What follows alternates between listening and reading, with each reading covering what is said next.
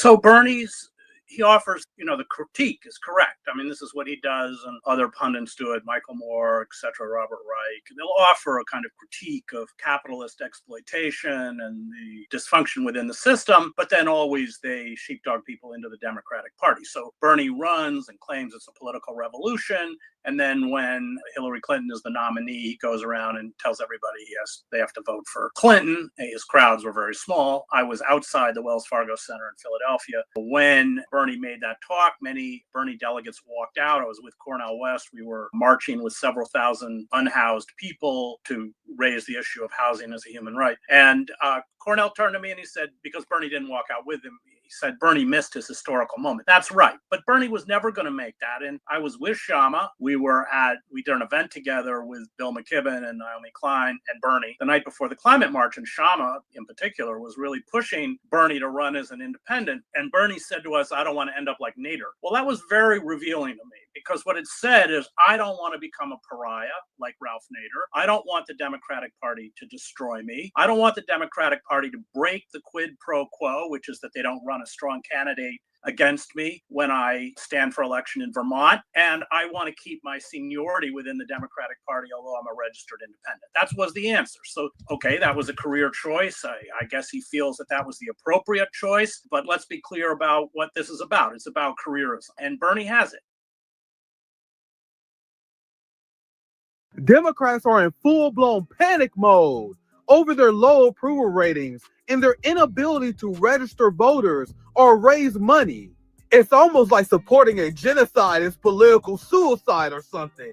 Despite the fact that Donald Trump has a historically low approval rating, Democrats are not able to take advantage of that because Americans hate them too. Democrats keep pretending that the American people are turning against them because they are not fighting Trump hard enough. No, we don't like you because of your policies. We hate you because we saw you send billions of dollars to Nazis in Ukraine as Americans continue to suffer. We hate you because you are teaming up with Republicans in order to create cop cities and turn America into a full-blown police state. We hate you because Democrat mayors in blue cities team up with real estate developers and landlords in order to create a housing market that is completely unaffordable for Americans. We hate you because you are a party full of Zionists who hate Arabs and want to support Jewish supremacists as they commit a genocide against the Palestinian people. Poll after poll keeps showing that the Democratic Party's support for Israeli genocide is what killed the party and what cost them the election last year, but they are still deeply in denial. Democrats are having a hard time wrapping their minds around the fact that young people are done with them forever after what they supported in Gaza. And Americans are more ready for a third party more than ever, with 2/3 of Americans saying they wish to see a rise of a third party. So the Democratic Party is weaker than it's ever been, while we have a record amount of Americans who are willing to support a third party. Be extremely suspicious of people who are trying to rehabilitate this dying genocidal party. What's poppin'? My friends, my family, we are back once again. I think this is the 4th edition. Oh no, I'm losing track of the Nick and Kshama Sawant show on RBN. It's always great to have you on. You guys know our friend Kshama Sawant is running for Congress as an independent, taking out a genocidal Democrat, Adam Smith. What's poppin', my friend Kshama Sawant? Thank you for joining us once again. Thank you for having me, Nick. Always a pleasure. And I was telling you before, I know, and a large focus of this show is unapologetically foreign policy, because Marxists, we lean into fighting anti-imperialism. That's a big part of what we do. That's why like 70% of my content is, especially if you're in the heart of the empire, you know what I mean? It's like, if you live in the United States, the empire that is terrorizing the global working class, there should be a focus heavily on foreign policy. It was very little. It was the left in the United States has been very weak on foreign policy. That's why I go very hard on it. But today we're going to focus more on domestic. We're going to talk about strategy. And this is what I support. Because I unapologetically support third parties as a mechanism for change. And this time right now, we need an anti-Zionist, very, very strong anti-Zionist third party to challenge the Zionist-controlled duopoly. But before we get started, I did a hotspot on this, And I want you to speak about your the race and in the current state of the Democratic Party, because despite how unpopular Donald Trump isn't helping Democrats. The Democratic Party faces a voter registration crisis. The party is bleeding support beyond the ballot box, a new analysis shows. And just like I said, my hotspot, it's almost like supporting genocide is political suicide. So, Sean, any thoughts on this? Yeah, I think it's really stunning that Trump is actually facing so many crises of his own. His tariff policy, his immigration policy are both extremely unpopular. He has carried out just untold brutal attacks on working class people through the so-called big beautiful bill, not to mention the $1 trillion, the combined $1 trillion cut that it will land on Medicare, Medicaid, and food assistance. These three programs are extremely popular among the overwhelming majority of American working people, which includes whopping huge majorities of Republican voters, habitual Republican voters. Over 90% of America supports Medicare, Medicaid, and food assistance. And yet you have Trump and the Republicans attacking them. And in this context, for the Democratic Party to be hemorrhaging support, that takes some doing. That is that is a story about the Democratic Party. That is a story about the Democratic and Republican parties together. That is the story about capitalism and why the working class cannot have any faith in either of these two parties. But just quickly, Nick, I think it's really useful to look at the statistics here because they are just staggering. This is what the New York Times, one of the headlines you shared in a second ago. This is from the New York Times. They say, and the word hemorrhaging is from the New York Times. It's a quote that the Democratic Party is hemorrhaging voters long before they even go to the polls. And here's the telling statistic. Of the 30 states that track voter registration by political party, Democrats lost ground to Republicans in every single one between the 2020 and 2024 elections, and often by a lot. That 4-year swing towards the Republicans adds up to 4.5 million voters, a deep political hole that could take years for Democrats to climb out from. And in the next paragraph, I'm not going to read the whole article, but in the next paragraph, they use another word, which is also telling, is that it's a stampede away from the Democratic Party. And it's particularly occurring in the battleground states. So I think for the working class, this is not that we should have faith in the Republican Party or Trump. Obviously, Trump is, completely an enemy of the working class. He also serves the billionaire class. But the story here is that most of the working class understands that the Democratic Party also serves the working class. Serves the billionaire class. The Democratic Party is also a warmongering party. And might I say also, just in reminder to everyone, that out of the 22 months that the genocide in Gaza has been going on, 15 of those 22 months were under a Biden presidency.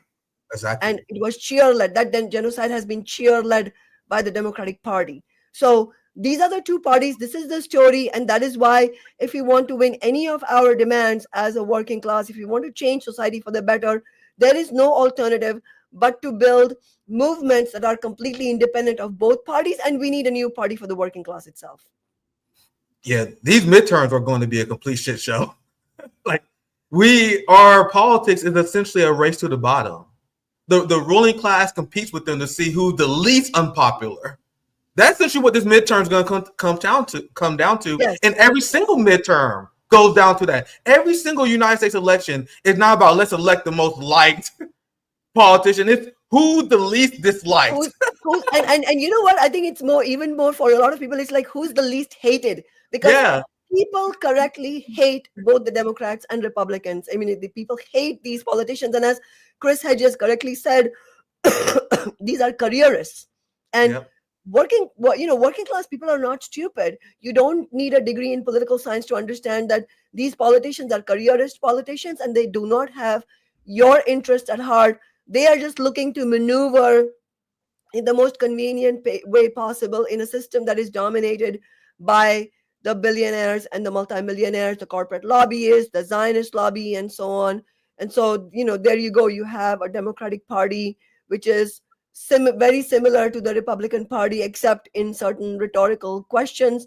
But if you look at the essence of what they do, is very much similar. I mean, like if you look at the question of deportations and the ICE raids and all that, the Democratic Party, I believe only 9 of all the Democrats in the US Senate and House, they voted against the George W. Bush Homeland Security Act back in 2002, which created ICE. So for the immigrant community and for anti-war activists who are being targeted by ICE, by Trump's ICE, that space for Trump to be emboldened to carry out these brutal attacks using ICE raids, that space has been laid bare open by the Democratic Party and the Republican Party. So, Adam Smith, the Congress member I'm running against, Senator Maria Cantwell, Senator Patty Murray, the 2 Democratic senators of Washington State, they all 3 of them voted for the Homeland Security Act. They voted to create ICE, and all 3 of them voted to send tens of billions of dollars for the genocide in Gaza. People don't remember. I covered the entirety of the Biden administration, including his immigration record. You guys know that detainees under Joe Biden's ICE was going on hunger strikes because conditions were so bad. They were denied medical care. There was massive amount of reports of sexual assaults. And there was ICE raids during the Biden administration, including children being deported with their parents. In fact, the Barack Obama is the president who deported the most American children using the same policies that liberals now care about that Donald Trump is using. It's the same thing that annoys me, where Democrats are only immigration activists when a Republican is in charge. But the reason why this midterm is going to be a complete shit show is because historically, usually the party that is in the minority is usually the one who's benefiting, Kshama. Yeah, I know. I was just thinking that, and I forgot to say that. I'm so glad you mentioned that. Yes, usually it is the other way around. And as you said, it's really not. We have neither party is for the working class, so both parties are hated. So it's really a contest of who's hated the least. And typically, if it's a Democratic president, it's easier to hate the Republicans a little bit less because, in the most immediate sense, it is the Democratic president who's responsible for all the bad things that are happening to the working class, and vice versa. And so, like, for example, the rise of the Tea Party in the midterms after Obama was elected reflected all the anger at the Democratic Party. But now the Democratic Party is so exposed. It is so exposed in the eyes of tens of millions of American working people that not only is it that the Democrats are becoming more unpopular with every passing day in the presence of a Republican presidency, they are also becoming more unpopular by the day in the presence of a Republican president like Trump, who is also a complete shit show, and people hate him as well. And so to be winning the unpopularity race against Trump and the Republicans, my God. And imagine trying to rehabilitate this party, Kshama, because you guys see where I'm going with this. Imagine having this dead party. This is a situation of a lifetime where you have a dying wing of the duopoly and a record amount of Americans who want a third party. You have 2 very important data points that points to a very clear direction for the left. And meanwhile, they're not taking it. So as we were describing how the Democratic Party is dying, let me read this headline. I'll show you guys the next headline. More Republicans registered to vote than Democrats in 2020 and 2024. You have more Democrats who are bleeding voter registration for the upcoming midterms. And this data has the establishment completely panicked. And what we should be doing as revolutionaries, as socialists, is whenever the pendulum predictably swings, because the ruling class purposely screws the American worker, knowing that they have a cushion. They have a safety cushion that the other side of the duopoly will pick it up, and then they will crash the pendulum. You go back from Democrat to Republican, Democrat to Republican. So it is our job to grab people as they are falling off the pendulum and lead them to the correct direction by appealing to their material interests. What we should not be doing, and this is the strategy of the United States left, and this is why I really want to dive into this article. What we should not be doing as people are falling off this pendulum I'm describing, what I believe we should take those people and move them to our position.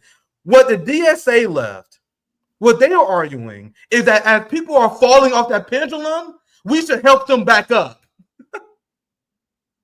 So as we have 88 million Americans who are not voting, and I'm talking about registered voters, who are not voting for the Democrat or Republican Party. I repeat, 88 million. But you have the dumb left who is actively trying to rehabilitate this party. And I wanted to get your thoughts on this because Jacobin does it again. Ever since the October 7th and the genocide of the Palestinian people, there have been a lot of confusion on the left because it's easy to get genocide right. Because a lot of people see people speaking out for Palestinians, so they assume they're based. So there are a lot of like new people in politics who realize that a lot of these papers, like if you look at Jacobin on Israel, you won't find many bad things from it. You know what I mean? They're good on calling out genocide. But people are realizing that, oh, so you are able to acknowledge that the Democratic Party is committing a genocide, but you want to run in said party? Look at this headline. And I want to give you a lot of time to cook on this, because you wrote an amazing thread on this. Look at the title. Like it or not, if we run third party, we lose. Hold up. Look at the perspective. We lose? Will you describe yourself as winning right now? Will you describe the state of the United States left for the last few decades as winning? So the reason why they view it as winning because they're winning in their career. Because what have you accomplished for the working class? What have the United States establishment left accomplished that makes them so smug and makes them feel like they are winners? Because they stay in proximity of neoliberals who actually do have power. So, all right, I thought shut up. Kshama, I want to hear from you. I don't want to take all the arguments first. I'll pass to you because I know you got a lot to say on this article. Your thread was great on this. I was very excited talking about this article. We're going to read just a little bit of it, but what's your initial thoughts? Oh, yeah. And yeah, absolutely. Everything you said is extremely important. I just wanted to also point out, by the way, Nick, as we know, this article is actually from 5 years ago. Oh, Jesus Christ. So they're still publishing it? No, this was published on, I mean, it was. Oh, I see what you mean. Yeah. As I said in my tweet thread, this take was garbage 5 years ago. But what happened is that Jacobin tweeted this article out last week. That's why I got tricked. I thought they just put. Yeah, what? Why are they tweeting this out? See, that's crazy. That's the thing. That's why I was tricked. Yeah, that's what I'm saying. And that's what I said in my tweet that this idea that if we run third party, we will lose. Who's the we? I mean, the working class will not lose if we run third party. That is exactly what we need to do. But the point is that this idea that we cannot abandon the Democratic Party, we as the working class, that idea was garbage 5 years ago, and it's toxic waste today, is what I said. And it was stunning. I'm not surprised, but it was stunning that Jacobin would reshare that article. Why share that article right now?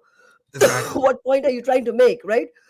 So it's like you were saying, they're trying to, these people are careerists and they're trying to get people back into the Democratic Party. And I take over, that happens to me too. I'll take over for a quick second. They work backwards from the conclusion. This is what I meant when I was discussing the conversation with Cornel West on a few issues. They work backwards from their conclusion in order to justify their positions they take to protect their social standing. People do this all the time. So they're like, oh, well, don't you know the socialist position to support the Democratic Party? And surely I'm not saying this because I want to be part of the DNC committee. Like, they do this. It's the professional managerial class gaslighting. I'll read the first paragraph and I'll pass it back to you, Kshama. Socialists say they either want to realign the Democratic Party or break it entirely. But those aren't political strategies. They are outcomes of political struggle. We need a way to develop working class politics without condemning ourselves to third-party marginality. So this is someone who wants to be part of the club. Because historically, and I'll pass to you after this point, Kshama, give me an example of your strategy working. You guys see the smugness of the professional managerial class left, who I don't want to be a part of? It's always when people give me grifting advice. They're like, Nick, stop going after these people. Don't you want access to them? No. I don't want to be around these people. I don't want to be a part of them. They have this fantasy, this smug fantasy that they are tacticians, but they are not selling out morally, Kshama. They're playing chess. They're playing 3D chess. But my question to these people who believe they are successful when they are not is, what exactly have you accomplished for the working class? Ever since your guys' strategy of infiltrating the Democratic Party, the Democratic Party has shifted to the right. Medicare for all is dead. Student loan forgiveness is dead. All the moderate progressive policies that you guys ran for is dead. Not only are they dead, what you get out of it was a genocide. So, Kshama, we would be in a tough position right now if these people was like, hey, man, we got Medicare for all passed. You see how we got a living wage passed? Nigga, you got no student loan debt. Our back will be against the wall making the argument against these people if they actually have something to show us, but they have nothing to show us, and they still act smugnorant. Absolutely smugnorant. Yes, that's exactly what they're doing. And just to give some specifics as to what you're referring to, which is that they have nothing to show for themselves to prove that their analysis is correct, is look at the simple facts. As you said, Medicare for all is completely dead as far as the Democratic Party is concerned. Like, if that's the avenue you're picking, then it's a dead end strategy. Even look at something as simple as the $15 minimum wage, which was a demand that came from 13 to 15 years ago. The federal minimum wage is still at $7.25. And let's not forget, Nick, that the federal minimum wage for tipped workers is $2.13. I mean, this is from the feudal era. This is some feudal era shit. And this is at the doorstep of AOC, Bernie Sanders, and the the labor leadership, and of course the leadership of the liberal NGOs. But I specifically wanted to put a fine point on the labor leadership because the author of this article that Jacobin chose to share, this 5-year-old article that Jacobin chose to share a tweet about, is a leader in the Teamster Union. And this is so the labor leadership has been absolutely abysmal for the last 30 years because they have been and are tied at the hip to the Democratic Party. But what's even more astounding, Nick, about this is that the author of this article is a leader in the Teamsters Union, the leadership of which union has been moving towards Trump. So not only have they been towing the Democratic Party line, they've gone beyond that, and they've gone over to the right wing. And Sean O'Brien, the president of the Teamsters, spoke at the Republican National Convention and gushed over Donald Trump and Senator Josh Hawley. Absolutely horrific right-wingers. These are our labor leaders.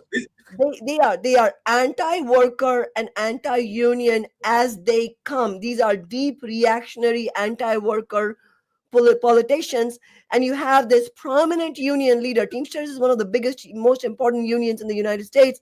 The leader of the Teamsters goes and speaks at the RNC. So this is the moral and political bankruptcy of most of the labor leadership. You either have the vast majority of the leadership kowtowing to the Democratic Party, or you have some leaders like Sean O'Brien going even worse than that, and then kissing up to Donald Trump and the Republicans and the right wing. This is an absolute dead end for the working class. And it also, it is also very much tied with business unionism. I've referred to that a couple of times on our shows, that, what business unionism is the idea that for the labor leaders who think that who see their role not as leading the working class in a class battle against the bosses, but trying to manage the bosses' greed and the interests of the working class, and trying to eke out crumbs while keeping the peace with the bosses. That is directly related to also keeping the peace with the bosses' parties, which are the Democrats and the Yes. Republicans.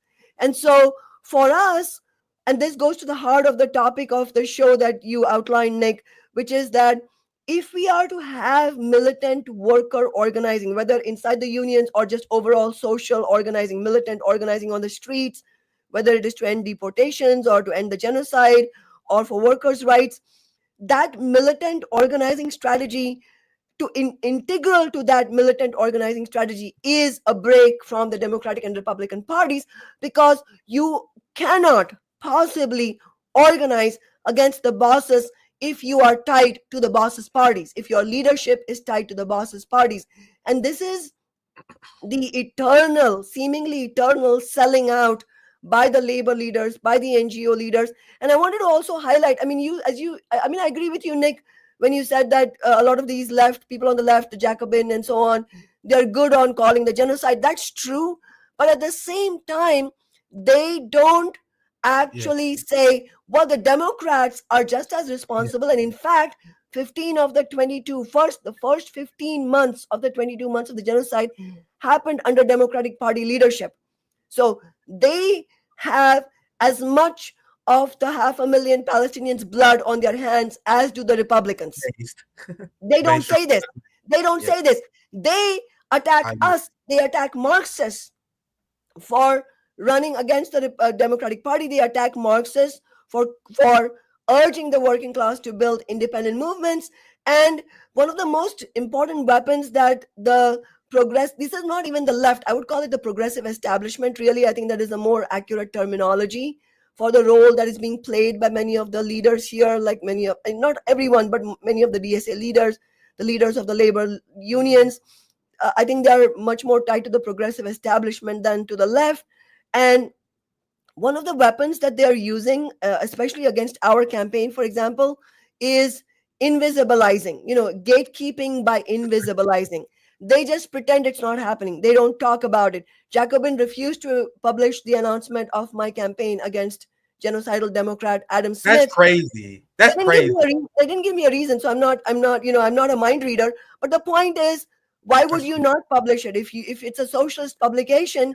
Then how does it make sense? How is it strategic for building movements, for building up the working class confidence? How is it strategic to invisibilize the only, as far as I know, only independent fighting campaign now that is going to be in the midterms next year that actually has a chance to win?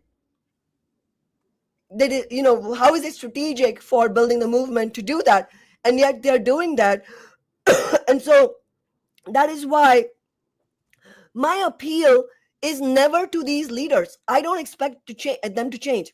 My appeal, and as is yours, Nick, our appeal is always to working class people, to ordinary people, to the rank and file of the union movement, that they need to get active. And that is the only basis on which, history has shown that the only basis on which working class people win anything. I just want to say one more thing. Nick, can you bring up the article? Sure. Here it is. Sorry for my coughing. Yeah, it's all good. When you talk a lot, that happens. So I get it. Go ahead, Kshama. Yeah, here's a little bit of. I have a few parts I wanted to highlight, but here's the article here. Oh, okay. Can you show me the summary? Yeah, there's something that the author says that I want to. Here, let me. I want to. At the top. I want to save those parts. I picked a few parts now, but which part you want me to show?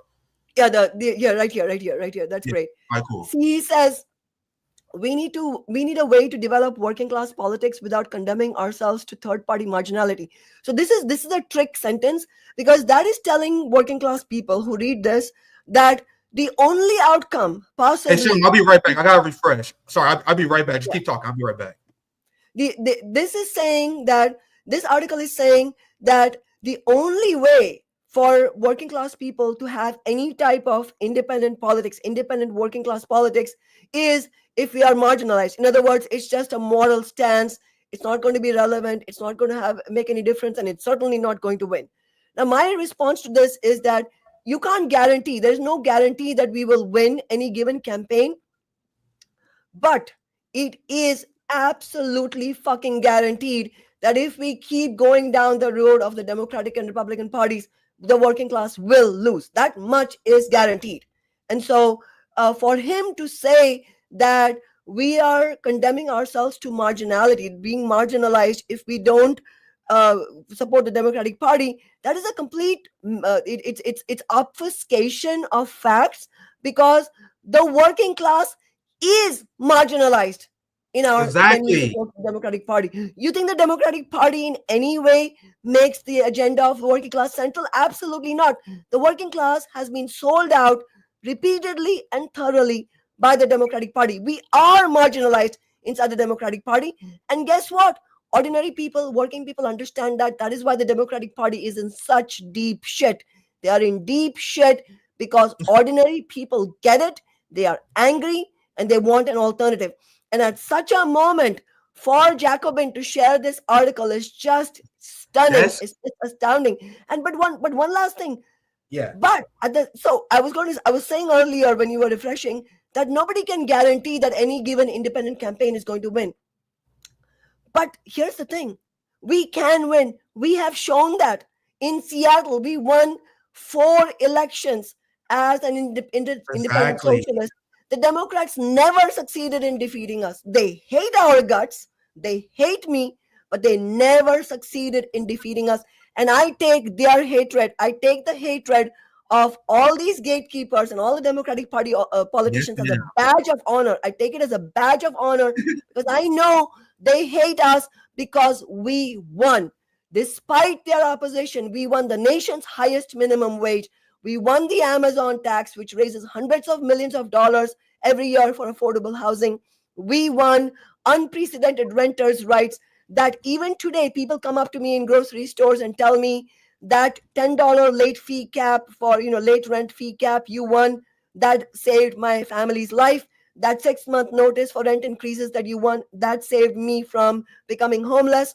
Those unprecedented renters' bill of rights, we won all those despite the Democrats hating us. We won every single election despite them joining big business against us. So my point is that it is absolutely possible to win independent campaigns. But not only that, most importantly, that is the only way we can win anything. Exactly. And you was absolutely cooking there. You got me fired up. We embrace their hatred. These are the people that I want to defeat. I don't want to join them. I want to see them defeated. I want to see the working class raise their hand against these people, not infiltrate and become the bourgeoisie. But right, Sean, feel free if you want to chime in. No, I was just going to say it is the moral and political imperative for the American working class today to destroy the Democratic and Republican parties. That is our task. That's not Zoran Mamdani's task. He said he wants to rehabilitate the Democratic Party. He wants to save the Democratic Party and remind them that they are a party of the working class people. Fuck you. That is not my goal. My goal is I want the destruction of Nancy Pelosi. I want Chuck Schumer to go home crying. I want Hakeem Jeffries. I want his politics to be completely obliterated. And that is what these people don't understand. Shama, feel free to interrupt anytime. This article is long, it's winded, and it's full of bullshit. And I'll pick out 2 parts right here quickly because I read the whole thing. And the thing, I didn't check the date. You guys know, it's actually worse that they tweeted this out. Like, I actually thought that they just republished this article because I did see this article before, but I thought they just probably republished. I didn't check the date. But the fact that they tweet this out, in a comment earlier, hit the nail on the head, and I was going to bring this up. Why do they tweet this out? Like, that wasn't a part of my analysis at first, but I'm thinking, like, because they know third parties are rising. Remember what I said in the intro, and I have receipts I'm going to show you. They wouldn't tweet these articles out if they didn't feel a threat coming from a left insurgent third party. Why do you guys think they send the message to AOC to go after Jill Stein? Why do you guys think Hassan Piker, the largest left streamer in the world, attacks Jill Stein and says he doesn't trust her, but he trusts pro-war Matt Duss. He trusts Zionists and allow them to spread genocidal lies on his platform, but he doesn't trust Jill Stein. You guys think this is legitimate? There's no way in my mind I think this shit is organic. It's organic in the sense that it's class war, I guess. Like, I guess if I correct myself, it is organic class war. But let me chime in here because I got so many arguments to get this. I don't want to jump ahead of myself. Let's start here. I have just a few paragraphs I picked out. And Kshama, feel free to interrupt me if you have any thoughts, because it's going to be infuriating to hear this. After two failures, here you go. After two failures in two consecutive cycles to capture the Democratic Party nomination, we've seen the return of familiar cause to create a new political party. So they're like, yeah, I know we fucking lost. I know we are a failure of a movement, and you guys are asking us to do something different? Come on, man. Don't ask us to do something different. I know we lost twice. I know we wasted hundreds of millions of dollars. It's been estimated that the working class spent $450 million. For what? Meanwhile, the progressive establishment like, yeah, I know we lost before, but come on, man. Why we got the familiar call for us to change our strategy? So you guys see how just 2 lines in, and we already see the unseriousness of this argument he makes. And when you read this article, it's very infuriating because there are a ton of fucking half-baked arguments like this, but it presented in a smug way. Almost like you can tell this person has never talked to someone like me or Kshama Sawant. You can tell this is someone who's been in his echo chamber and never actually heard the argument for why we should form a socialist third party. It's a ton of liberal strawmanning. But let me continue. So he complains that we want to see change. Yet, for over 100 years, we've been employing workers to break with the elephant and break with the ass as an effort to build a party of the working class. And despite our noble efforts, we seem to be no closer to that goal than we did a century ago, which is true. What are the barriers standing in our way? And look at this. Why do third parties' efforts always seem to lead to dead ends? False. You guys see how social democrats have no grasp of history or current events? There is a party just south to our border. How can social democrats make this argument when the Marina Party exists? You have Claudia Sheinbaum that lifted millions of Mexicans out of poverty. I think the number 13 million Mexicans they lifted out of poverty, not because they joined the neoliberal party. It's because AMLO created this party in 2014 and they destroyed the political establishment by appealing to Mexican workers' material conditions. Now Claudia Sheinbaum has an approval rating around 80%. Like, she's literally one of the most popular leaders in the world. And she did it by forming a third party. You guys see how we can bring up historical examples. We can bring up example after example after example, revolution after revolution after revolution, where social change happened, when people formed their own revolutionary party. But despite that, the academic PMC left, they have cognitive dissonance and they rejected and they advocate for a strategy that has never worked. I stay at downtown, so I'll move on. But why is he acting so smuggling as if he delivered wins for the working class when they admit that they have no wins? But let me continue this paragraph and I'll pass it to you for your thoughts. I just have one more segment on this article after this, but let me read it to the end and then I'll get your thoughts. It's worth looking seriously at the development of the American party structure on its own terms to help us understand what type of political organization are the most conducive to success today. You guys see how that's 3 lines of them saying nothing. You guys see how I hate the academic class? Bro, read that last sentence. That last sentence is 4 lines long and he doesn't say anything. It's academic fucking masturbation. It's nonsense. And this is what the majority of the article is. It's academic masturbation that's not actually making an argument when they have no historical wins that they can point to. There's no scientific process that shows that this is the correct way to achieve victory, especially the fact that you guys had to tweet this out. It signs that this is a failed strategy. But I have even more devastating argument to make, because when you dive into the article, it gets even goofier because this guy accidentally admits that our strategy is the correct one and he is too dumb to realize it. And I'm gonna explain here soon, but before I do that, Kshama, you have anything you want to add to this part?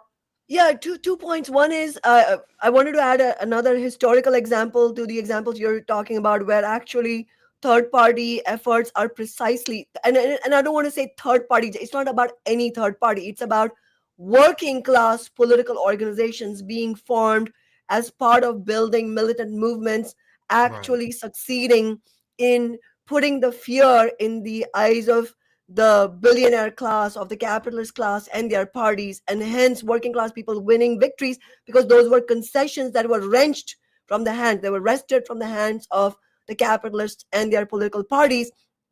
There are any number of examples of them. So one key example is from Canada. How Canada won its public health care is a very instructive story, because Canada's healthcare was won precisely through the formation of a working class party as a part of a entire process of labor struggle, militant labor struggle, and most importantly a labor struggle. This was in the middle of the 20th century. It was very much positively, very much influenced by the Russian Revolution in the first place. I mean, the Russian Revolution in 1917, which was the only and the most important successful workers' revolution, that paved the way for many gains across the world. I mean, obviously, there's a lot of discussion to be had about why some of the revolutions didn't succeed, but the truth is that militant labor struggles were propelled throughout the world as an inspiration from the Russian Revolution. My own home country, India, got its independence struggle, the victory of the independence struggle from the British Empire was greatly influenced by the workers' revolution in Russia. And in Canada, there were militant labor struggles, and through those struggles, a working class party called the Cooperative Commonwealth Federation, CCF, was formed. And that party won the elections in the Saskatchewan province, and they won public health care in that province. Despite all the attacks against them, despite all the opposition from the bourgeois, they were able to win. That public health care became so popular nationally that working class people in Canada nationally were clamoring for healthcare. I mean, this is obviously a shorthand version of the story, but it's a very important story for American workers to hear, because the CCF never actually gained power in the national government, in the federal government, but it was the threat of them gaining power in the federal government that forced the Tories to actually institute public health care nationally. And that is how an absolutely earth shattering victory for the working class was won, through the formation of a working class party as a working class party rooted in struggle. It's very important for us to say that it's not just about a third party, it's about a working class party that is genuinely fighting for the working class and is rooted in collective struggle. It is rooted in a democratically organized series of mass movements, mass strike action, really emboldening millions of workers to take action. That is the only way that it can win. And we have shown a very small example, but nonetheless an important example. Our example is important because it is the only contemporary example. That is why it's important. And the only way we won the victories that I mentioned earlier, with like the nation's highest minimum wage and the Amazon tax and the renters' rights, is precisely because we used my office as a vehicle to build social movements. Again, if I had taken office and then with all my good intentions I had decided I actually need to make peace with the Democratic Party, I need to prioritize my career, then that would have led me to completely sell out the movement. We as Marxists took the exact opposite approach, which is we understood that we are going there not to administer the capitalist state, except a little bit being a little bit left leaning. We went there as disruptors of the capitalist state. We went there as fighters for the working class, and by virtue of that, we understood that the Democratic Party represent our class enemies, and hence they are our class enemies also. The political representatives of the class enemies of the working class are also the enemies of the working class. And so it makes no sense for us to say, I mean, it's completely misleading for anybody to say that, well, you need to make peace with the Democratic Party if you want to win anything. No, that is a guaranteed strategy for the working class to get marginalized. The working class has been marginalized for these past decades. And you was absolutely spitting there, Kshama. And it's crazy to me that we have to prove our argument to these people when the argument is in the result. Why they pretend that the establishment progressive left has been following our strategy? Your strategy is the strategy that has been implemented by the left, and we have gotten zero wins for the working class. We have cop cities that are being built all over the country. We are seeing a record amount of homelessness, and we are seeing a rise of a police state with their strategy. And there's a lot of bullshit in this article. I could do a 2-hour stream debunking this PMC bullshit. You know what I mean? I'm a college dropout, and I can revoke the master's and doctorate degrees of any social democrat historian who believe this nonsense. This article is mind-blowingly dumb. Like, I was reading this in prep for the stream, Kshama, and I couldn't believe it. I'm like, dude, how are we going to dismantle this article in only an hour? And while giving I'm gonna put this part, because this part right here, he destroys his own argument, and the writer is so dumb they don't realize it, and I'm gonna explain why. So first, what I'm skipping, because there's a lot of long-winded, pointless arguments, he explained how the Bernie Sanders movement, being one of the most successful, like, anti-establishment movements, is why people advocate why he should support, why he should have ran third party. But then he said the people who believe that are wrong. Look, he said there's a few problems with this argument. So I'm just summing up what he's upset that people saying that Bernie should have ran as third party. So look at his arguments that completely destroy itself. There are a few problems with these arguments. Let's start with the math.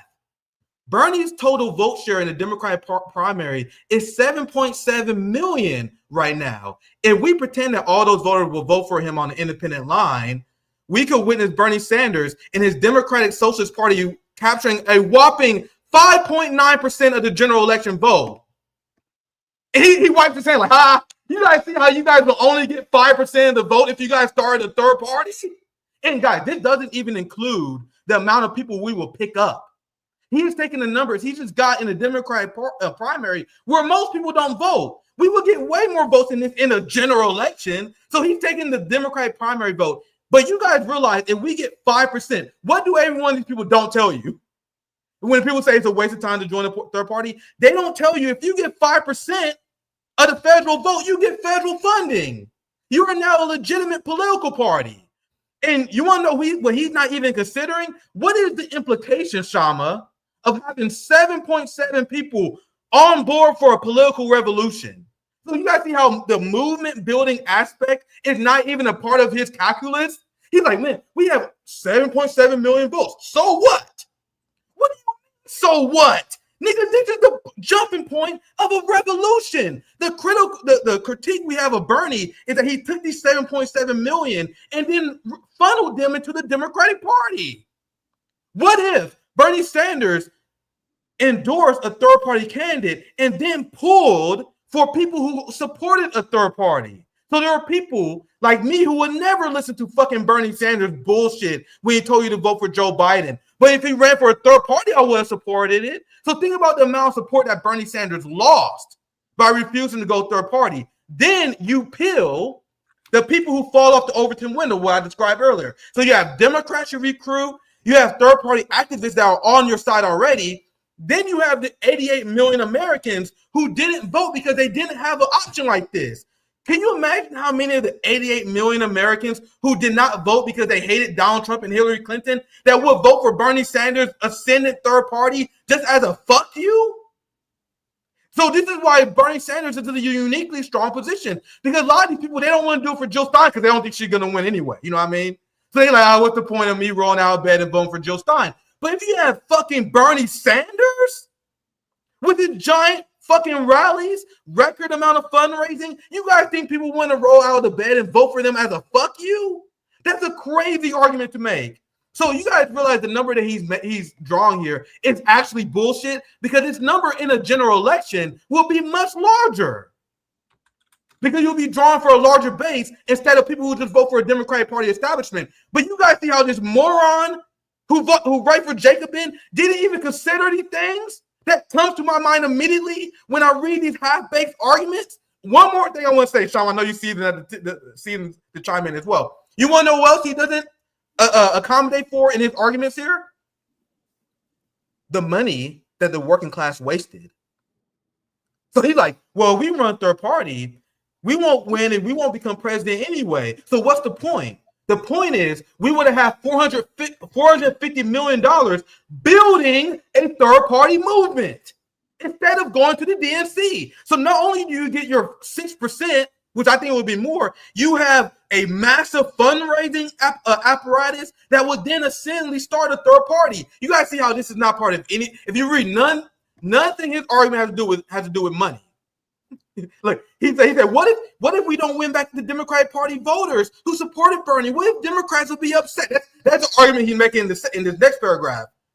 There are a lot of Democrats who voted for Bernie. What if they abandoned them? Fuck them. We got the rest of the people who banned him who want to start a third party in Americans who don't vote. But he's obsessed over winning the liberal Democrats, the people that we want to defeat. Secondly, I know I'm long-winded because this argument is so dumb. There's a lot of arguments I got to bring up to defeat it. Back to the money thing. The reason why, more than anything else, I regret my time on the Bernie campaign, and the reason why I will never do something like that again is because I understand the importance of having a mutual aid society. The United States left should have our own governance. We should have our own outside governments. We should be growing our own food. We should have our own militia. We should be doing things that takes a lot of money to accomplish. So every single dollar that we spent that's not accomplishing that goal is a waste of money. So even if Bernie Sanders started this revolutionary third party and lost at the ballot box, it doesn't matter because we have a ton of money and resources that is being built to start a revolutionary movement. But instead, that money, that $450 million we spent on the Bernie campaign was flushed down the toilet. It was wasted. You know that single mother who's struggling to get by, who donated $7 to Bernie Sanders? Wasted. Every single motherfucker who donated to Bernie Sanders, you wasted your money. But you want to know who don't consider it a waste, Kshama? People like the person who wrote the Jacobin article, Kyle Kalinske, TYT. You know, these people have made millions of dollars from the Bernie campaign. RBN is a post-Bernie movement. Our channel started after Bernie lost. We didn't benefit from the rise of the Bernie media industrial complex. That's why we are not attached to it. So there are people who professionally had their careers made, fam. People like Matt Duss. He is now a DNC insider. No one gave a fuck about him before. There are people who made millions of dollars from the Bernie campaign. That's why they don't view it as a waste, Kshama, because it wasn't a waste for them. They made a ton of money. Their career was made over this. They became famous because of this. So you guys think they will just give that away? Oh, you guys, I'm sorry for that long rant, but that's just only 2 paragraphs here. One more thing I was saying, Sean, I'll give your thoughts.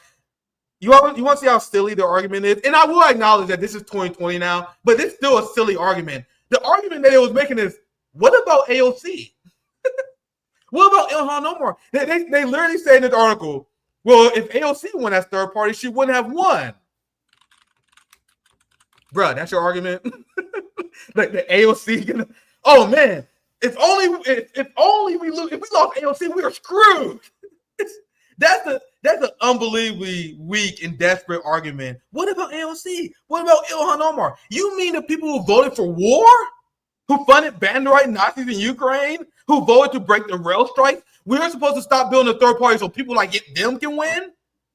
All right, I'm done. This article is unbelievably bad. That's why it's crazy that they retweet this. You know, they think that this is such a strong argument that they tweet it out every probably a year or so. So Kshama, I pass to you. We move on for this article finally. But I really wanted to take our time and dismantle this. I really hope I did a good job there because there's so many, like this article is so dumb, bro. It scrambles my brain. I'm like, where do I even start? Yeah, it is. What's up, Ryder? My friend. It is this article triggered the fuck out of me, bro. Like skimming this article, if you want to get fucking triggered, you will see in a nutshell why I hate the PNC left. If you read this article and you still don't despise the PNC left, you got a heart of gold. So, Kshama, sorry. Any final thoughts on this article, and then I'll move on to a few more receipts. Oh, yeah. And yeah, please don't say sorry. I agree with all the things you're saying. And just to add to what you were saying, I mean, that when they say it's not good for us, they say what they really mean is not good for their careers. Yeah. So us does not mean the working class, and that is why one of the hallmarks of a successful movement, when I say successful for the working class, for the masses, is a leadership that is actually fighting in the interest of the working class and not actually making a career for themselves. And so careerism is not an incidentally unfortunate aspect of movement leadership. Careerism is the death knell of movements. Absolutely. So we have to fight tooth and nail against careerism. And I'm putting a fine point on it also because the experience of being sold out repeatedly by the Democrats, by the progressive establishment, by the labor leaders, by the NGO leaders, understandably makes many young people, young activists especially, hostile to the idea of leadership in general. And they talk about, well, we want leaderless movements, we want spontaneous movements, we don't want any organizing. I think that's a mistaken conclusion to draw from a justifiable frustration, because there is no such thing as a leaderless movement. There's always, there's any movement has some idea or another deciding the direction of the movement. And then when I say leadership, I mean, what are the ideas that dominate the movement? It's not that there's any vacuum, because that doesn't make a movement. A movement always has some ideas that determine the direction of the movement. And so the only question there, the only variable there, is whether the leadership is accountable to the working class, whether or the leadership is careerist and rotten, whether the leadership is bringing forward ideas and tactics and strategy that will actually succeed in winning victories for the working class and defeating the bosses class and their politicians. Those are the questions, not will there be leaders, and let's not reject leaders. What we need is mass movements with the correct kind of leadership. And throughout working class history, what it shows is that the most successful movements have been the movements that have been led by socialists, by Marxists. In fact, another historical example that we should include in this discussion is actually there are two very important examples. One of them is how the New Deal was won. It wasn't won by FDR's beneficence. It wasn't a Democrat named FDR who decided to be magnanimous and who decided to defy his capitalist donors and do something for the working class. The New Deal, which really was the harbinger of a certain advancement in living standards and massive victories for the working class overall, which paved the way for many other victories like Medicare and Medicaid, and also the civil rights movement and all of that. Though that New Deal was won as a concession from FDR and the capitalists he represented as a result of three very powerful general strikes, the first of them being the 1934 general strike in Minneapolis. These general strikes were led by Marxists, by Trotskyists, and by a whole layer of militant working people who were ready to fight. They made enormous self-sacrifice, and they had the correct ideas in the leadership of the movement. The other example from history that we should draw inspiration from is the 1970s. The Vietnam War was ended. Roe v. Wade, abortion rights at that time were won. All the EPA, the Environmental Protection Agency, was formed. The Occupational Safety and Health Act was passed. These historic victories were won, especially the ending of the Vietnam War, when Richard Nixon was in the White House. He was as warmongering of a reactionary as they come. He was a Republican. And yet these movements won victories because, again, they were a threat to the ruling class. And the working class cannot win without becoming a threat to the ruling class. And that is our job, to build movements that actually threaten the Democratic Party and the Republican Party. And that is how, just to quote, our class enemies often give us the best compliments, actually. And what we did in Seattle, by the way, is through one socialist, one Marxist elected office, only one, we were able to do what the Seattle Times, which is a newspaper of the ruling class, what the Seattle Times called commandeer the political agenda of the city. That is what we did. We commandeered the political agenda of the city. And as another newspaper, I believe Mother Jones wrote, we dragged the Democrats by the nose for our agenda. We dragged them by the nose to force them to vote yes on what became the highest minimum wage in the nation. We dragged them kicking and screaming. They weren't supporting it, but we forced them to do one thing after another. And our whole decade on the city council was a series of unprecedented victories. Those are the lessons that we need to draw from history in order to understand, to add to what you were saying, Nick, about how deeply problematic this article is. I also want to say a couple of things. It's how misleading is this? I mean, this guy, the author of this article, is a labor leader. That's so fucking crazy. I know, it's completely horrible. He talks about a number. Nick, just think about it. 7 million people, or nearly 8, he says 7.7, so it's nearly 8 million people. You know what you can do when you have 8 million people on your side? Oh my God. That's why I read the argument. I'm like, don't you realize he's cooking his own argument? The argument that he's presenting is why we said we should start a third party. But go ahead, Kshama. And I'll explain why I think that number will be higher. I think that because that number is the Democratic primary, dude. Like, more people will vote for the fucking general. Like, what are you talking about? Go ahead, Kshama. Exactly. I mean, I want to come to that point too, and that is a very important point. But I'm saying even before that, I mean, what an utter shambles of a labor leader would say that when you have 8 million working class people on your side, oh, that's nothing. That's a business unionist leader. Do you know what we as Marxists would do if 8 million people were rallied to fight alongside us? That would be, that would be the potential for actually building the beginnings of a revolutionary struggle, which is what we obviously need. And we accomplished earth-shattering victories in Seattle with far fewer people on a far smaller scale, because every single of the thousands of people we mobilized was turned into a fighter, was turned into an activist. We didn't build passive support. We, in fact, insisted on people. Like when working people come up to me in grocery stores and tell me, Kshama, thank you for fighting for this or that, I tell them, that's not good enough. You've got to get involved. And I give them a leaflet and tell them, will you come and show up to this? Because you need to be there, because I didn't win these things because I'm great or anything like that. We won these victories because we collectively fought to win these. And only collectively do we have the ability to become a real threat, a credible threat to the ruling class. And just one other thing, on your point about that number would have been greater in the general election, that is a very crucial point, Nick, because we were insisting, my fellow socialists and I at that time, we were urging, and I urged this to Bernie even before he ran, as Chris Hedges was saying earlier in your clip. I was urging him to run independent in the first place. But even after he ran as a Democrat, and then as we had correctly predicted, they destroyed his campaign and they made Hillary Clinton they just anointed her as the candidate. At that time, we said Bernie needs to run independent all the way to the general election, and he would have won more votes. What's astounding about this article? I mean, one of the million things that's shameful about this article is, I mean, we're spoiled for choice, but is the fact that this article was written in 2020.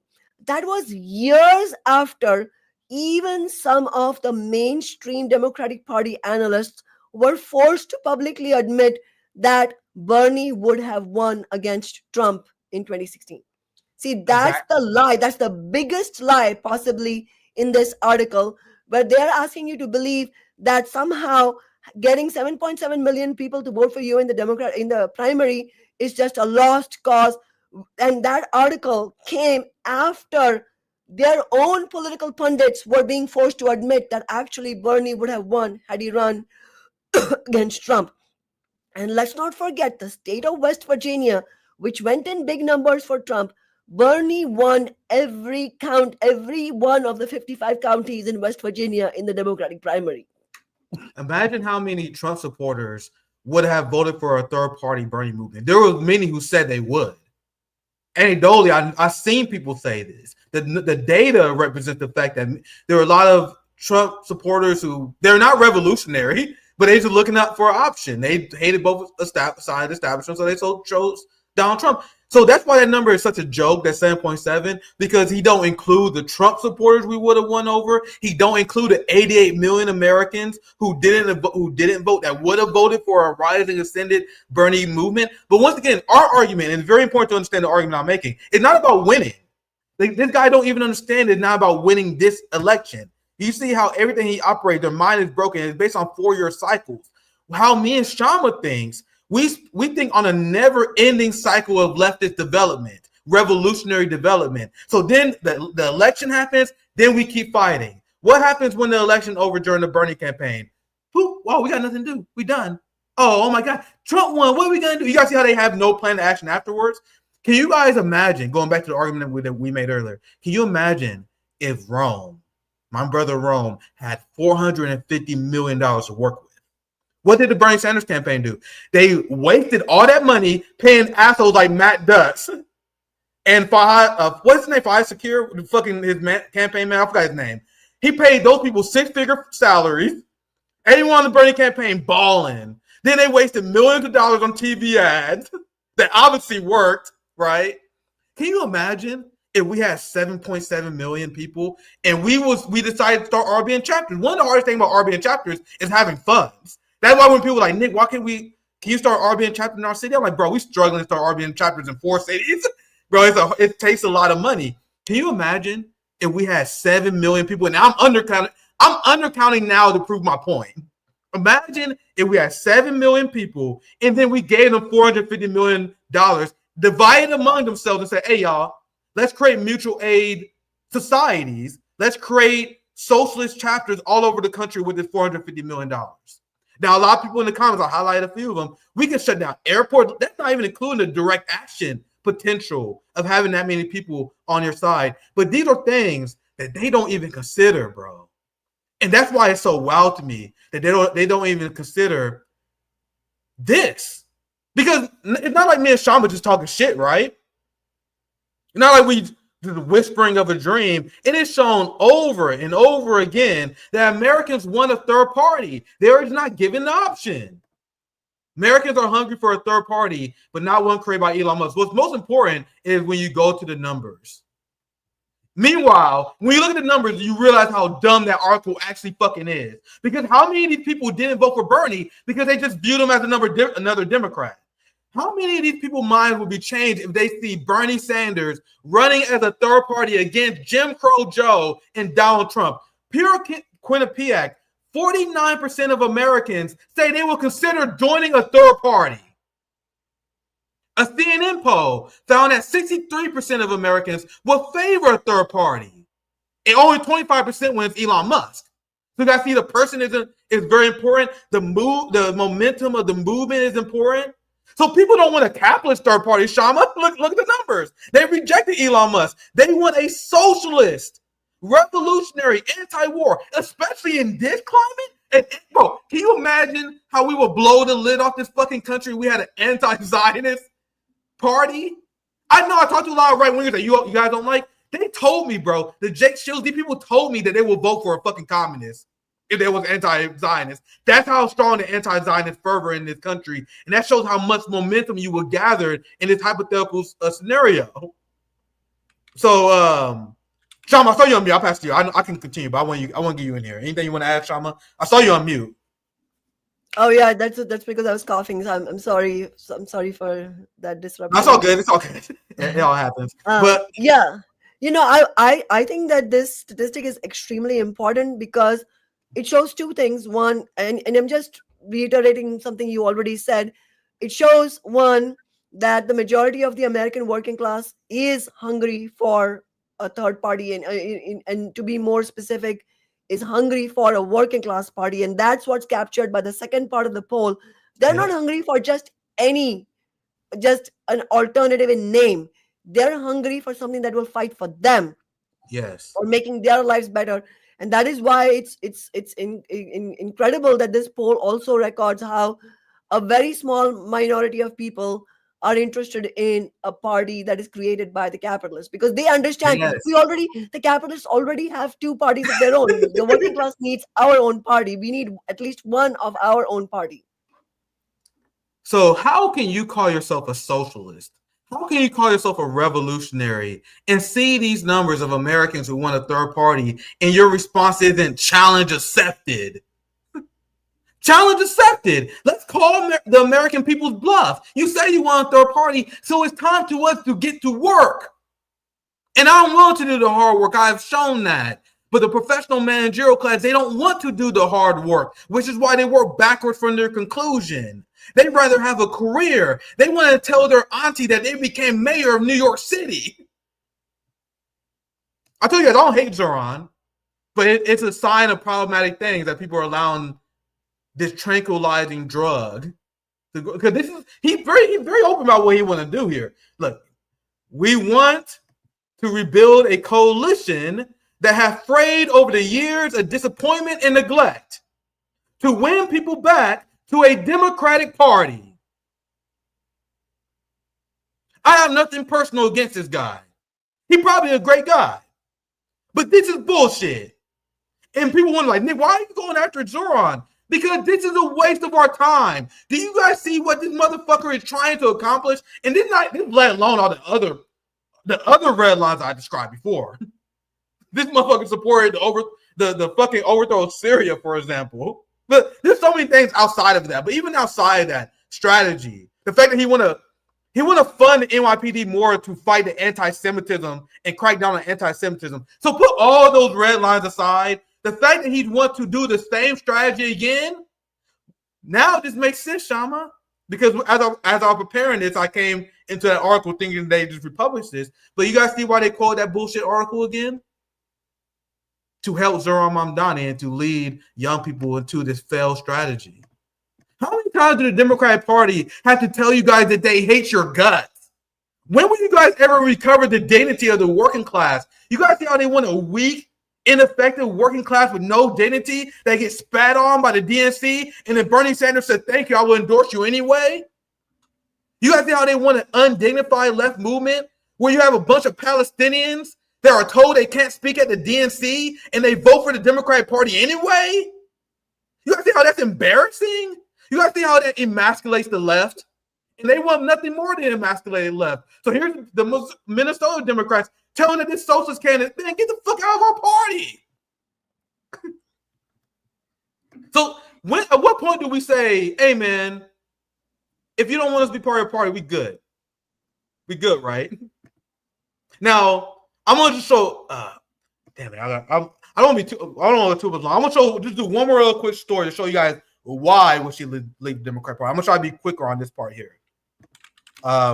This is another reason why we will blow the roof off this place if we ever started an anti-Zionist third party. And Kshama, if you want to chime in, feel free if you want to chime in on anything.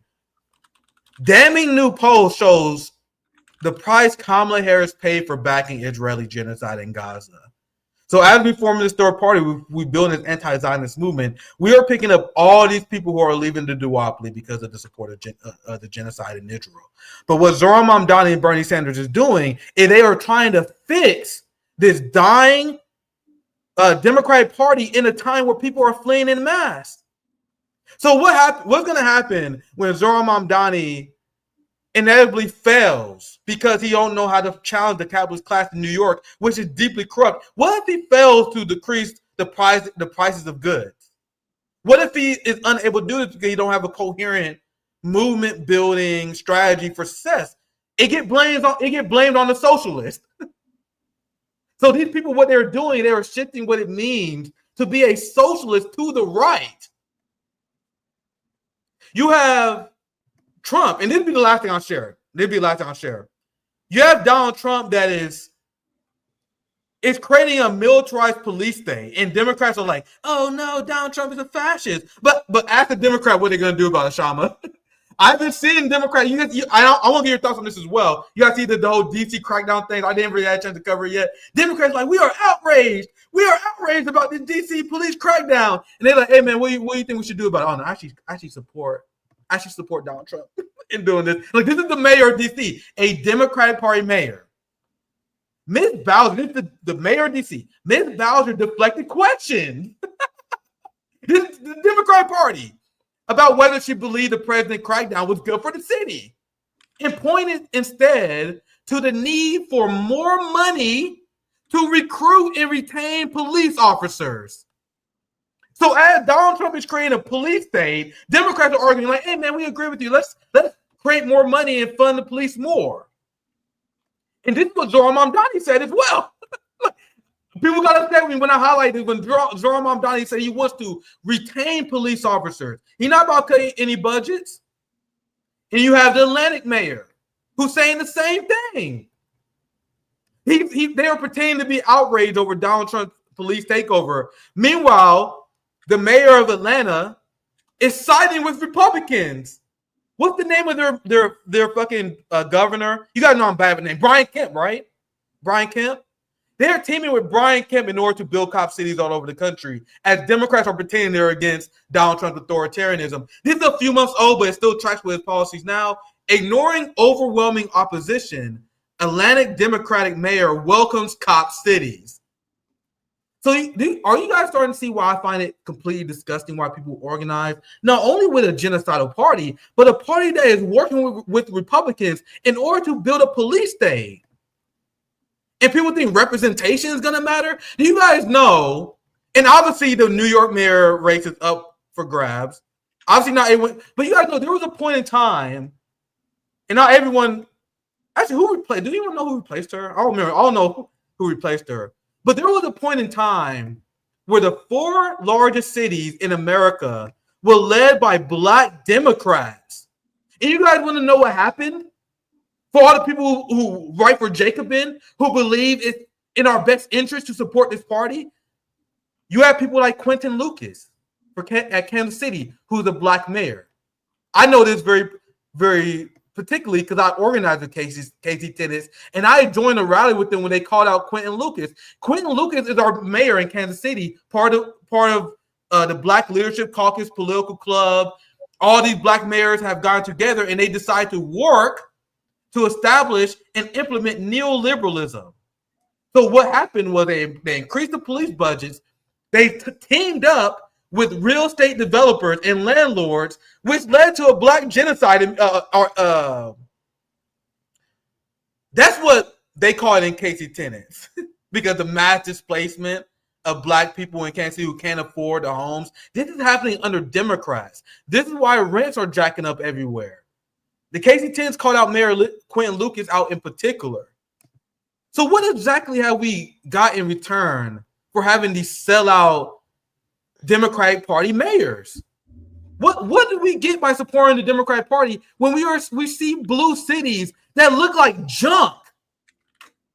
And progressives never acknowledge this. Why in blue cities do we have so many homeless people? This is why at what point is the Democratic Party even a successful apparatus in which you will build, considering their governing record? But this is something that the professional managerial class don't even consider, because they're not victims of these falling, crumbling cities. They live in Washington, D.C. It's a wealthy neighborhood. But all right, I get in my presentation there. I don't want to go too much longer. I just want to rip into the failure of the Democratic mayor. I put the wrong button there. So, Sean, I'll pass it to you. Any other thoughts on the failure and why people feel like they still believe they can shift this party to the left whenever they take power, they govern just like Republicans. Every single, and look at how Democratic Party mayors, look at Democrat governors, look at how they govern. They are not on our side. They are waging class war. So, Shama, any final thoughts before we begin to wrap up? Yeah, just one. Well, first of all, one thought. That whole article headline that he shared with all the Black mayors. I mean, that's like the Hall of Shame. Yeah. All these people who have spectacularly sold out the working class, including the Black working class. Just let's be clear. These are people who use identity politics against the Black working class and the working class as a whole. Yeah, absolutely. I don't know if you can play a clip that I sent you, but But Yeah. you were talking about Muriel Bowser, the DC mayor, the Democratic mayor of DC, and how in reality, when push comes to shove, what she says is pretty much the same as Trump. Like, yo, yeah, we need to Yeah. basically it is about building a police state, and it's about this whole language of cracking down on crime, which obviously, let's be clear, under capitalism, it is the working class that suffers the brunt of any crime that happens. Like if your house gets broken into, or if your car gets broken into, it is extremely difficult to recover from that, because that is the working class lives so precariously that any such crime that happens against you, it is massively difficult to recover from. And working class people never get any help. I mean, when my car was broken into, the police did nothing to help Yeah. us. Same here. We were out $1,500 that we didn't have just to fix our car, and the broken window and so on. And this happens to working class people all the time. And so on the one hand, working people get no help in the actual public safety that they need. And on the other hand, you have all these massively bloated police budgets in city after city. And here you have Trump presenting a really, just a deeply dystopian vision of a militarized DC. And what do you have Democrats doing? You have basically them saying, yeah, I think I pretty much agree. So there's a clip of Adam Smith, my opponent, the congress member. Here it is. He talks about how DC is just riddled with crime. You want me to start around right here when he Yeah, gets just the beginning of Yeah. where he shows up. And by just to be clear, this guy. Do you want Jason me to Ryan- start from the beginning? No, you don't need to. Just where he shows up. Yeah, just Okay. maybe a few seconds All right, before that. I'm gonna play now. All right, Who cool. literally work there know the truth. And we've now found one Democrat who's refusing to lie. Congressman Adam Smith, a Democrat from Washington State. He's out in Bellevue. He admitted it outright on News Nation. Crime is too high. And I think Democrats have a mistake if we act like crime is not a policy problem worth worrying about. It is. Both of my children live in Washington, D.C. It's not the safest place in the world. And also some of the policies the Democrats advanced around crime over the course of the last 10 or 15 years very clearly did not work. There was not enough transparency and not enough accountability. So we ought to be able to say that. I'm going to say this real quick. I know you want to chime in, but we have tried the capitalist model of law enforcement. That is why it's quote unquote failing. When you look at communist societies, we are the one who protect the working class. We are the one who destroy crime. You want to know why? Because niggas are not gangbanging in the suburbs. I'm sorry to be crude, but why do I have to say that for people to understand? Niggas are not gangbanging in the suburbs, period. So if you uplift people out of poverty, if you have a society that is cohesive with a shared vision of uplifting the working class, plus meeting people material needs, that's how you solve crime, not giant police budgets. But sorry, Kshama, that clip triggered me. Do you want to chime in? No, you're dead right. In fact, all of statistical evidence, not just from the US but internationally over decades, Yep. very, very definitively. I mean, this is just established statistical evidence that the best antidote to incidents of crime and problems of public safety is a less unequal society. The less unequal a society is, the fewer the problems they have of public safety. In other words, the only way to actually address the dysfunctionality of society is for working people, the billions of people on the planet, to have what they need: is housing, clothing, shelter, education, safe neighborhoods, all of that. But those needs are just antithetical to the need of capitalism to maximize wealth and profits for a few at the top. And that is why you get worsening and worsening situation. And then the supposed solutions that they put forward make things only worse. And then the next thing you have is this type of mass incarceration system in the United States, where more and more working class people, especially poor people of color, they are all locked up. And so the only way we can actually solve these problems is actually to overthrow capitalism itself and fight for a socialist society. And obviously that fight has to be international. But that is why we need a revolution. We need revolutionary movements in order to solve any of these problems. It is not going to be solved on the basis of capitalism. Shama, I love this new show that we do. Me too. I have to hard stop because if I don't, I don't want to turn this to another marathon. I know we went really long last time, so I think 90 minutes is good. If I continue, we will literally go for another 30 minutes to an hour. So I will just shut up and end it here. I love this new show that we do. I'm looking forward to the next one, maybe another 2-3 weeks, depending on your schedule. Any final thoughts you have? I'm gonna just hard end it here, or we will go forever. So any last thoughts, Shama? I agree. I was wondering if we can talk about the protest that we're doing tomorrow. Oh sorry. Let's end it with that. Sorry, I almost forgot. So Shama, you want to introduce this protest? I'm gonna put it up on the screen here. Here, let me share my screen here. Yeah, sorry, I almost forgot about that. Here we go. This is great direct action that Shama is doing in Seattle. So I have been following this story so closely. So do you want to share what's going on here? Yes. Yesterday, what happened was this man named Zahid Chaudhry, who is a decorated U.S. Veteran.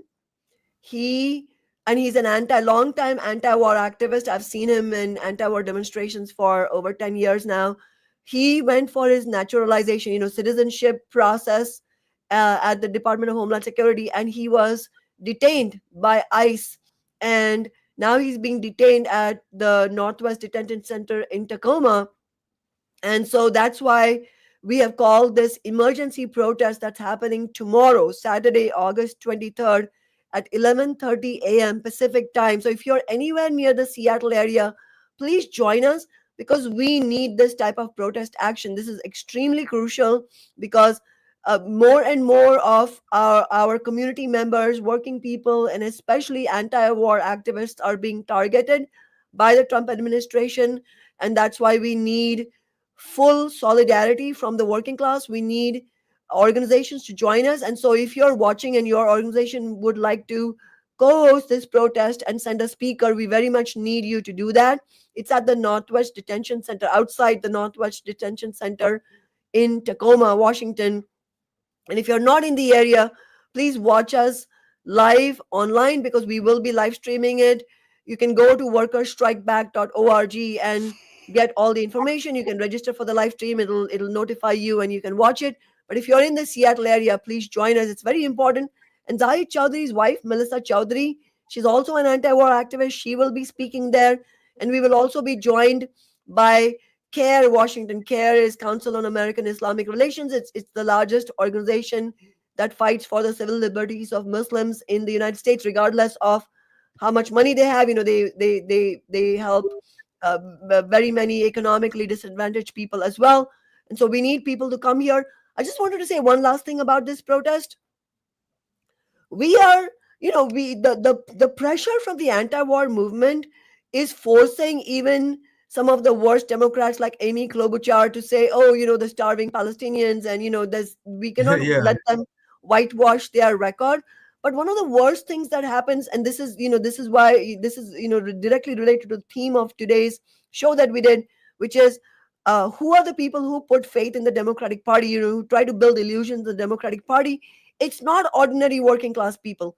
It is these supposed leaders in the progressive establishment. They are the ones who say, we should go back to the Democratic Party. We should not alienate ourselves from them. So I want to say that I'm sure that in the coming days, there are going to be, protests or whatever, any kind of events organized by the Democratic Party under our pressure, from the anti-war movement, under pressure from the movement against deportations, to say, we are joining in the call to release Zahid Chaudhry. But what they will do is call the Democrats to those rallies. In fact, a Democratic council member, Seattle City Council member, she sent out a message, and it's good that she sent out a message. She felt the pressure to say, Zahid Chaudhry should be released. But then, in her message, she says, I am working with, and it's not an exact quote, but it's a paraphrasing, I am working with Representative Adam Smith, Senator Maria Cantwell, and Senator Patty Murray to get him released. Are you fucking kidding me? Adam Smith, Maria Cantwell, Patty Murray, all of them fucking Democrats, they all voted to create ICE. They That's all great. voted for the Homeland Security Act. They all voted for the genocide. And you are going to call them to help free him? He is being detained because they paved the way for Trump to carry out these attacks. So, if